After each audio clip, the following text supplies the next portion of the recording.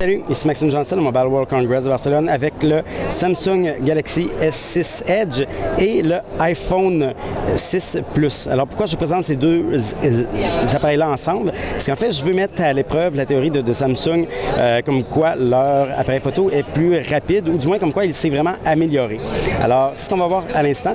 Je vais faire les tests dans différentes conditions. Donc, je vais faire le test à partir du moment où l'écran est ouvert, à partir du moment où l'écran est fermé et je vais faire un test aussi à partir du moment où je suis déjà là, dans l'application. Donc, à partir du moment où l'écran est fermé, pour prendre une photo avec l'iPhone, ici, ce que je fais, j'ouvre une fois et je glisse vers le haut. Et là, je suis dans l'appareil photo.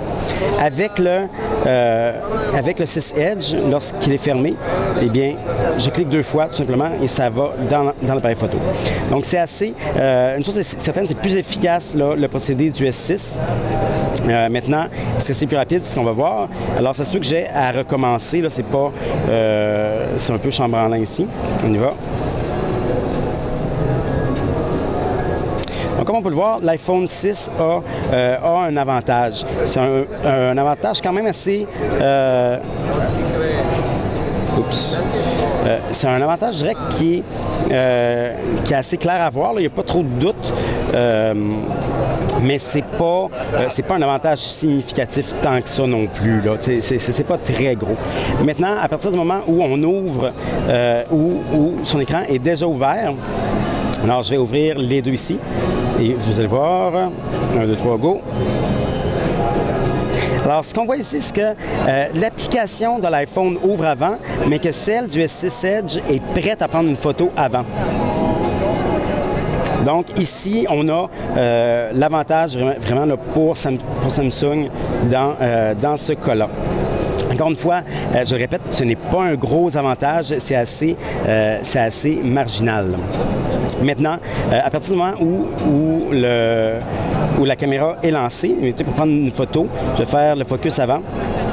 Et pour prendre des photos, bien là, écoutez, c'est la même chose. Les deux là, sont... L'iPhone semble un petit peu plus rapide pour lorsqu'on fait quelque chose en malade comme ça, mais c'est pas quelque chose qu'on fait dans la vie. Et vraiment, juste pour une, là, écoutez, c'est vraiment rapide. Il y a quelque chose, par exemple, le focus, la mise au point semble être peut-être... ça se ressemble encore une fois. Donc vraiment, là, la mise au point se ressemble aussi. C'est pas... là, en plus, il triche un peu parce qu'il a fait d'avance. Donc, on le voit, les deux, la vitesse des deux caméras se ressemble beaucoup. Il y a des moments où l'iPhone est avantagé, surtout là, lorsque l'écran est fermé. Et il y a des moments où le Samsung S6 Edge est avantagé. Une chose qui est certaine, par exemple, deux choses que je veux répéter. Premièrement, le processus pour ouvrir l'application lorsque l'écran est fermé. Le double-clic ici, ça fonctionne très bien et ça fonctionne mieux que le glissement de l'iPhone qu'on rate des fois, comme là. Donc ça va mieux pour ça. Donc ça, j'aime mieux ça. Et autre chose aussi que je voulais dire, ce n'est pas un test scientifique, je le répète. Donc c'est vraiment, ça va prendre à la légère, mais ça vous montre quand même, deux choses. Ça montre que vraiment que Samsung s'est excessivement amélioré.